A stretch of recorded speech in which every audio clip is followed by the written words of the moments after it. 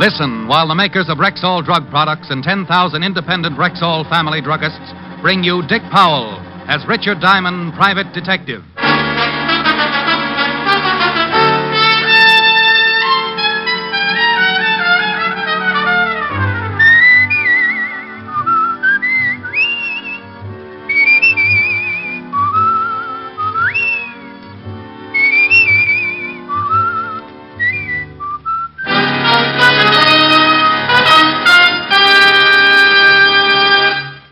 Good evening. This is your Rexall family druggist speaking to you for the 10,000 independent druggists who have made the word Rexall part of our own store names. We've done that because we recommend and sell the 2,000 or more drug products made by the Rexall Drug Company. Like Plenamins, for example, Rexall's famous multivitamin capsules. 2 Plenamins a day give you more than your daily minimum requirement of every vitamin for which such requirements have been established, plus valuable liver concentrate and iron. What's more, Plenamins cost you only pennies per day. Ask for Plenamins at Rexall drugstores everywhere. And remember, you can depend on any drug product that bears the name Rexall. Good health to all from Rexall. Now, your Rexall family druggist brings you a transcribed half hour with Richard Diamond, private detective, starring Dick Powell.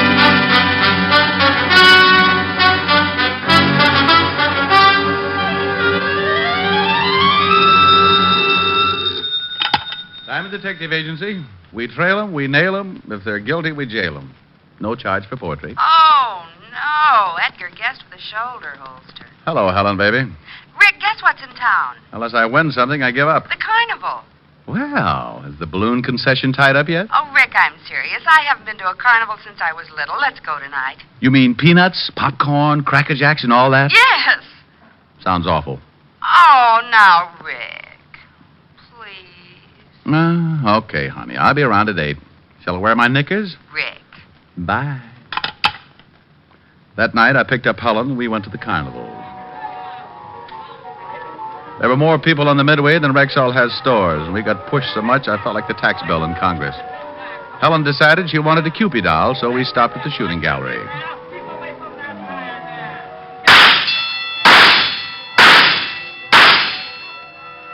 Hey, that's pretty good shooting. Think nothing of it. Just 3 more bullseyes and you win a doll. Well, here's your doll. Where'd you ever learn to shoot like that? At the skeet club. Would you like to try a shot, Rick? No thanks. Come on. Oh, Rick, isn't this doll cute? And now, for your look amazement over and there. proof of my statement, I'll ask him to step out here. And here he is, ladies and gentlemen, the one and only Samson, the strong man. Step right up, folks. He'll thrill you with his amazing feats of strength. Now, crowd right in. Don't be shy.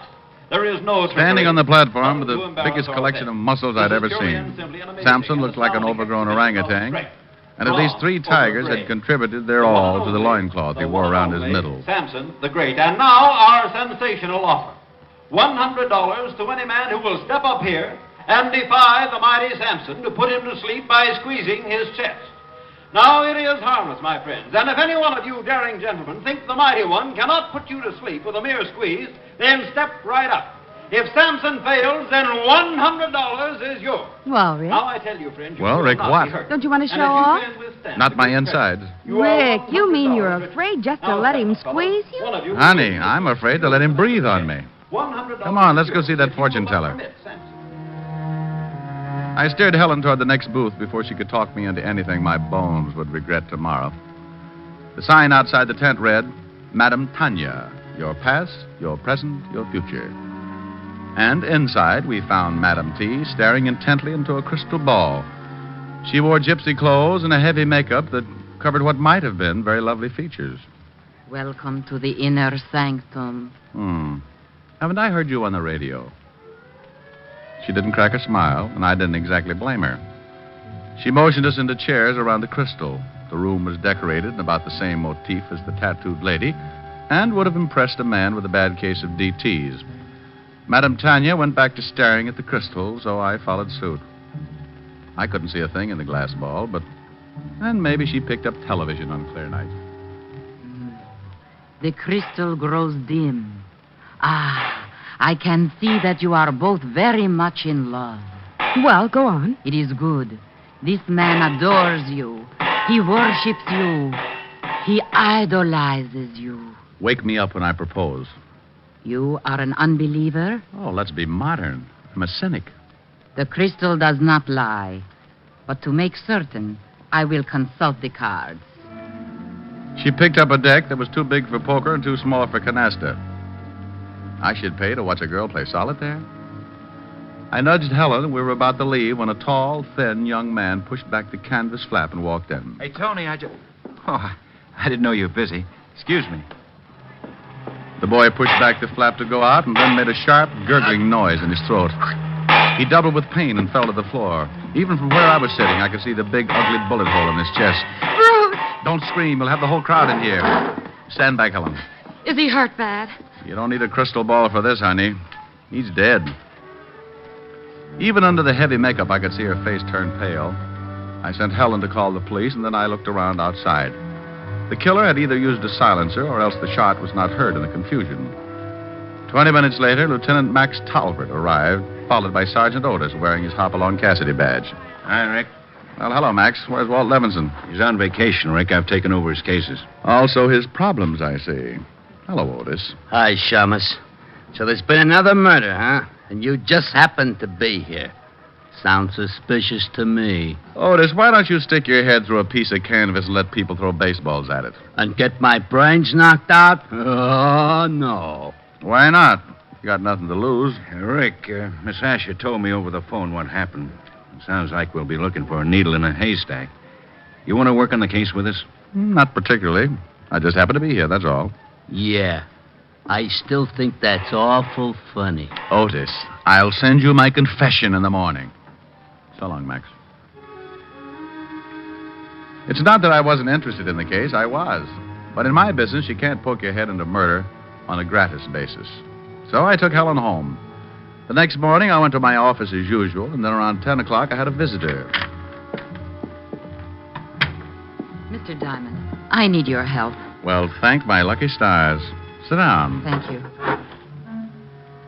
She looked like a well-dressed Lady Godiva, minus horse.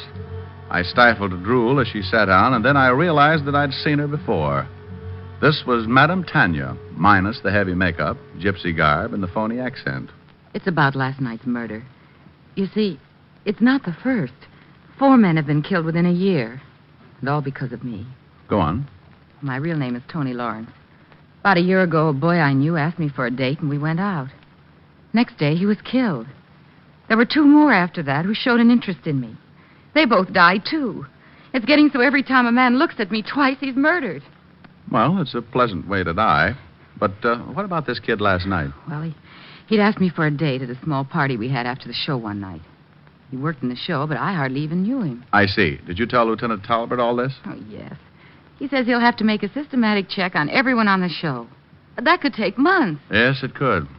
Talbot's a good cop, though. Why'd you come to me? I want you to go back to the lot with me. I'll arrange to get you a job there. Honey, I got a job. I'm a private detective. Oh, I know. I'll pay you what you ask. Oh, well, that understanding will just continue. Well, maybe working undercover, you'll be able to find out who's behind all this. Well, Oh, I'm sure it'll work. I'll get you a job as Barker for the girl show. You know, I've always wanted to run away with the girl show. We drove back to the Carnival, and I became Rick Diamond, boy Spieler. The kid who was murdered last night had asked Tony for a date at a small party.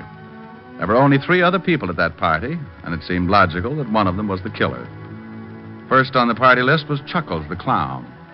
Tony took me over to his trailer. Here we are. I think you'll like Chuckles. He's got a great sense of humor. Well, Tony, come on in. Can't stay long, Chuckles. I want you to meet Rick Diamond. He's the new Barker on the girls' show, and the boss wants me to introduce him to everyone. Well, any friend of Tony's is a friend of mine. Glad to know you, Rick.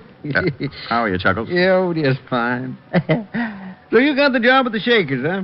You ever bark before? Only at pet shows. Oh, well, you'll do a good business over there. All the old fogies go to see Karen. She's the head shaker. Is that all she shakes? Hey, that's pretty good. Put some gags in your pitch. The crowd eats it up. We'd better go, Rick. You start to work soon. Yeah, well, drop around anytime, huh? Number 2 on the suspect list was Sampson, the strong man. I remembered him from last night and took a last look at my fingers as we shook hands. Glad to meet you. Do you wrestle? No, but I'm a demon with jacks. Oh, I can't find no one around here to play with. Oh, you poor kid. Have you tried the lion cake? Rick's going to pitch the girls' show, Sampson. Phooey, that's no fun. Hey, look, kid, you work out with me, and someday you can be a strong man, too. Well, that's a tempting offer, but I'm afraid I'm just a natural-born sissy. Well, if you change your mind, come around and... And you'll change my posture, I know. Glad to have met you, Sampson. So long. Playful little character. He's really very nice. Hey, let's stop here for a hot dog. Good. My favorite meal.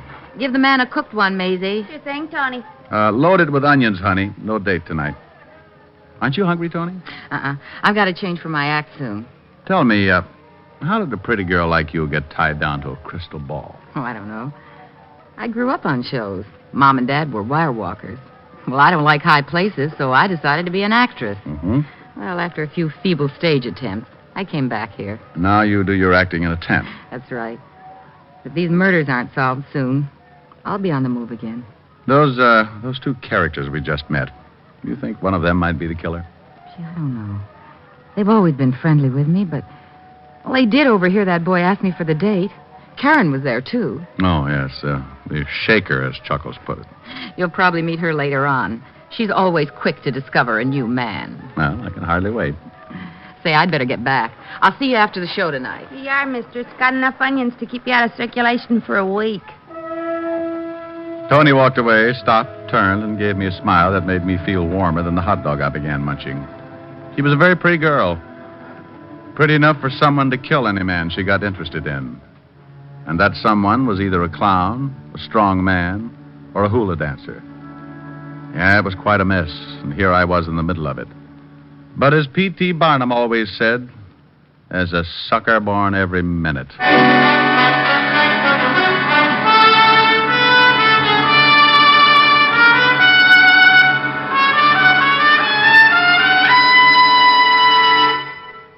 Before we continue with the adventures of Richard Diamond, private detective, here's your Rexall family druggist. Whenever you develop a simple headache, what's the first thing you think of for fast relief? Why, aspirin, of course. Right. But it's also smart to think one step further and choose Rexall aspirin. Give me 3 good reasons why. Okay. First, every Rexall aspirin tablet contains 5 full grains of pure aspirin. Second, there is no faster-acting aspirin made. What do you mean by that? I mean that when taken with water, a Rexall aspirin tablet is ready to go to work for you even before it reaches your stomach.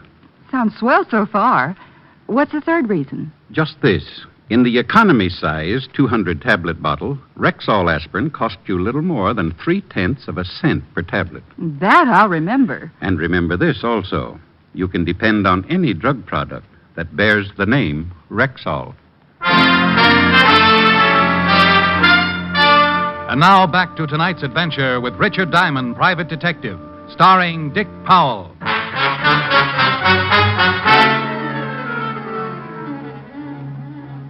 Hurry, hurry, hurry. Step right up and see Karen and her friend. Come on, boys, don't be bashful. Put your wives on the Ferris wheel, go on in. Get away from me, son, you bother me. Only 1/10 of a dollar plus 15 cents and you're all set. You'll see Karen, the blonde bombshell. That night, I yelled my head off. The bashful The crowd lady. was heavy, and the men poured into the tent until there was Boys, panting room only. wait till you see Grace. I looked at my watch and saw that I had 4 more hours to go. So I warned my tonsils and kept right at it. My mistake, mister. Go on in. 4 hours later, I felt like a politician and had a voice like Andy Devine.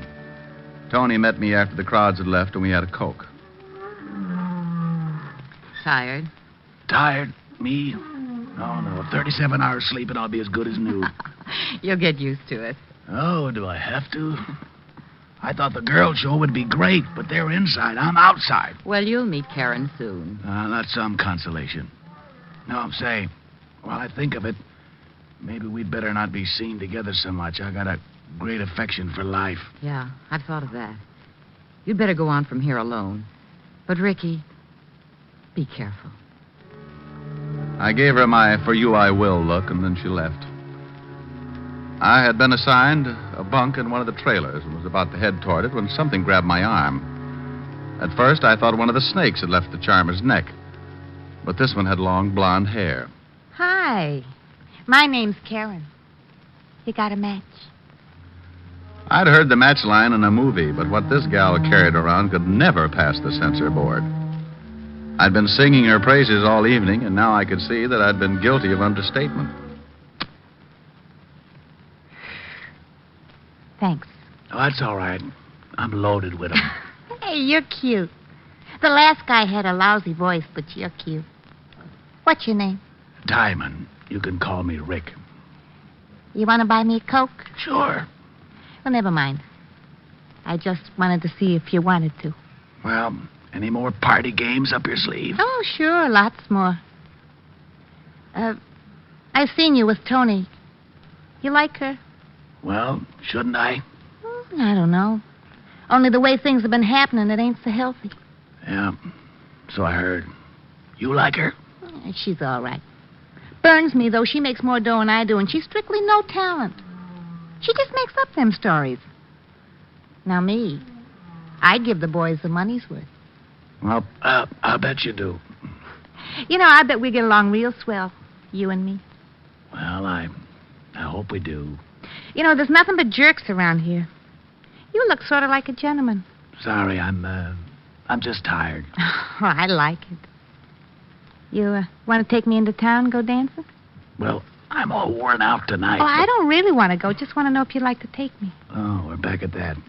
Yes, I would like to take you. Good. Oh, gee, it's a nice night for a walk. Would you like to... Let's not go round again. Say, you're awful cute. Good night. That night, I went to bed with a lot on my mind and an ice pack around my neck. I was after a murderer who left no clues.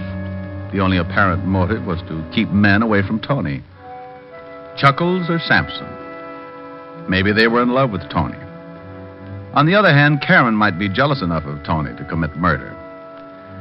I didn't count sheep that night, just characters. Next morning, while I was roaming around the carnival grounds, I found Chuckles sitting on the steps of his trailer sewing a bright-colored costume. Well, hi there. Sit down. Thanks. Hey, you're pretty handy with that needle. Oh, you gotta be. How did it go last night? Well, I'm a little better, but I'm in no condition for a cigarette test. I'm glad I don't have to yell my lungs out every night. I just stand around and let people laugh at me. I have a friend named Otis who does the very same thing. Say, you should have been around yesterday if you like excitement. Guy was murdered. Oh? What happened? Somebody shot him. Seems like the only reason was because he liked Tony. You mean the girl who showed me around yesterday? Yeah, that's her. Oh, I guess not many guys give her the eye. No.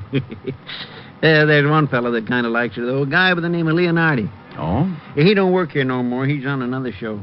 Tony and him write a lot, though. I'm always mailing letters for him. Well, maybe they're just friends. Yeah, that's what she says. He worked on this show before I came over here. I don't really know him, but I bet there's something between those two. Maybe he's the one behind all this. Could be. Well, it's not good to poke your nose into other people's business. You're telling me. Well, I guess I'll look over the show. Yeah, well, drop around any time. I left Chuckles and wandered on up the Midway. About half past the merry-go-round, I ran into Karen, the curve cram kid. Hi, handsome. Hi, yourself. You know, I dreamed about you last night. You do wonders for my ego. You do wonders for my dreams. Care if I walk along with you? Not at all. Karen, do you know a guy named Leonardi? Oh, sure. Used to work here. Why do you ask? Well, I've heard he might be interested in Tony. That's risky business, you know. Tony and Leonardi? Oh, no. Now, somebody's pulling your leg. Oh, why, Rick, I've been looking... Oh, I didn't know you had company. Hello, Karen. Hi. I just thought I'd see if you were getting along all right, Rick. He's in good hands. That's all a matter of opinion, dear. Look, why don't you girls amuse yourselves while I make a phone call? Karen, you do the shimmy while Tony tells your fortune. I'll be right back. Both girls were exchanging icy stares as I pulled up my coat collar and walked away. So far, I'd accomplished nothing, and the case was still as mixed up as a chef's salad. I called Max to see if he'd uncovered anything on the latest murder.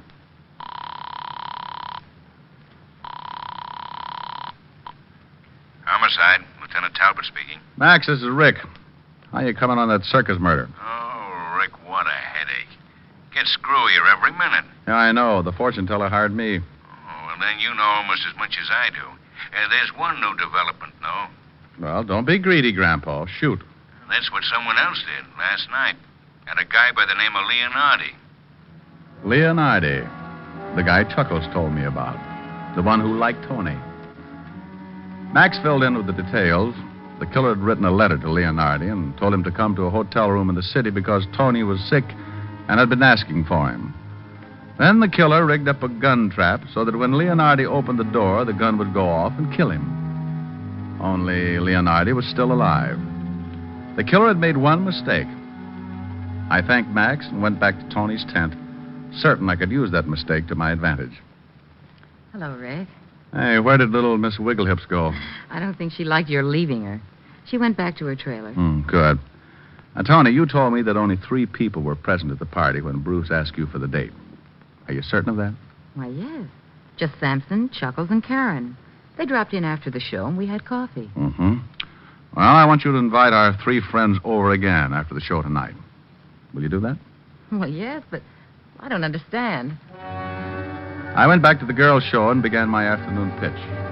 That evening, I went through it again, and then around midnight, I went to the party in Tony's tent. They were all 3 there when I entered.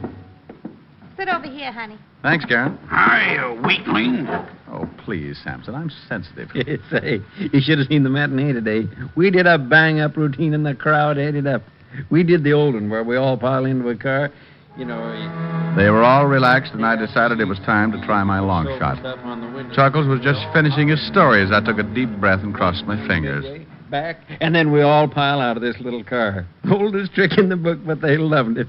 Chuckles, remember that guy you told me about the other day? I think his name was Leonardi. Sure, what about him? Oh, nothing. I was just curious. Did you know him, Sampson? Know him? Why, Leo and I used to room together where he worked here. Him and me is the best of buddies. And you, Karen, you said earlier that you knew him, right? Yeah, but I didn't think he was so great. He was nothing but a pest. Hey, you can't talk that way about my buddy. Oh, Sampson, please. This is a party. Yeah, take it easy, Muscles. Now, let's see. You both knew Leonardi. That lets you out and leaves only Chuckles. You said earlier that you joined the show after Leonardi left, didn't you, Chuckles? Yeah. Say, why all these questions about Leonardi? Because you tried to kill him last night. You thought there was something between Tony and him. What's this? It's a joke, that's all. Yes, Clown, but the joke's on you. You're the only one who didn't know Leonardi. The only one who would rig up a gun trap the way you did. What are you getting at? When Leonardi opened the door, the bullet went over his head. Well, over his head? That's right. You rigged the trap to shoot a normal-sized man. You're the only one here who didn't know Leonardi, didn't know he was a midget. Well, you're kidding. He's a midget. That's right. Still feel like laughing? It's on me. The joke's on me. You tried to kill my little pal? And there wasn't anything between Tony and him, huh? Just friends, like she said. Oh, what a laugh, a midget. Why, you dirty... Take it easy, Sampson. Little Leo's my pal. I'll kill this bum when he wakes up. Never mind, friend. That's the job for the state.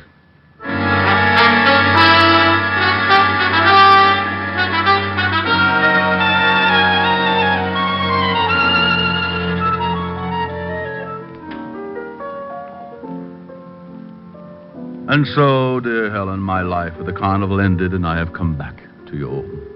Beaten, perhaps, but ready to continue my valiant fight against the forces of evil. Justice must prevail. Truth must march ahead to... Oh, Rick. Quiet, I'm auditioning for Portia Face's life. Rick, Hmm. was that Karen person pretty? Mm-hmm. What kind of a dance did she do? Well, she started by, and then she... Well... Oh. One of those. Mm-hmm. Only more so. Well, I hope you enjoyed yourself. Helen, you're so thoughtful. Rick, Yes, baby? I wonder how I'd be doing that. Doing what? Helen, please. This is more your type. Sweet and lovely, sweeter than the roses in May. Sweet and lovely, heaven must have sent her my way. Skies above me never were as blue as her eyes. And she loves me, who would want a sweeter surprise? When she nestles in my arms so tenderly, there's a thrill that words cannot express. In my heart a song of love is taunting me, melody haunting me, sweet and lovely, sweeter than the roses in May. And she loves me, there is nothing more I can say. So that's my type, is it? Come here. Wow. Well, Oh, I guess a man's entitled to change his tune.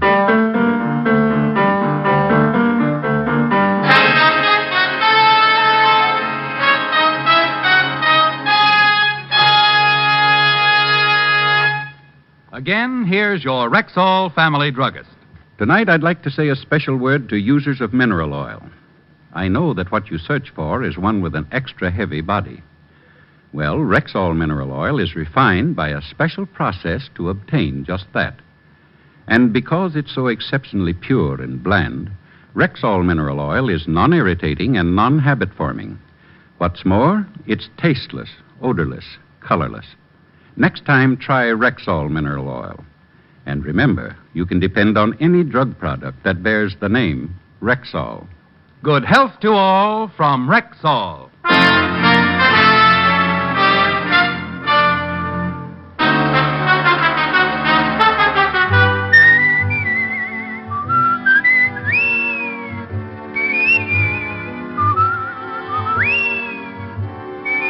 Richard Diamond, Private Detective, stars Dick Powell in the title role and is written by Richard Carr, with music composed and conducted by Frank Worth. Featured in tonight's cast were Virginia Gregg, Bill Johnstone, Wilms Herbert, Lucille Meredith, Parley Bear, Joe Duval, and Joe Gilbert. Richard Diamond, Private Detective, is transcribed in Hollywood by Jaime Del Valle. This is Bill Foreman, inviting you to be with us next Wednesday at this time, when we will again bring you Dick Powell as Richard Diamond, Private Detective.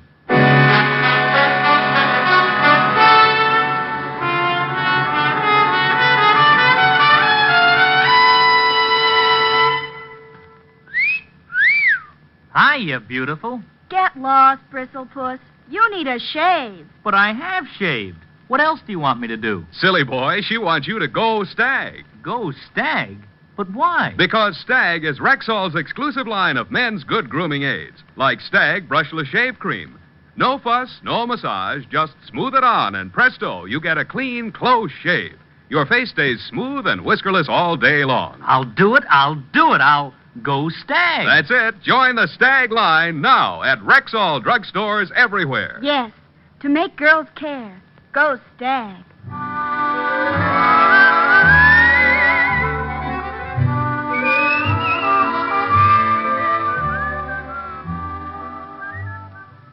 Wednesdays this fall, hear Groucho, Gildy, and the Halls of Ivy on NBC.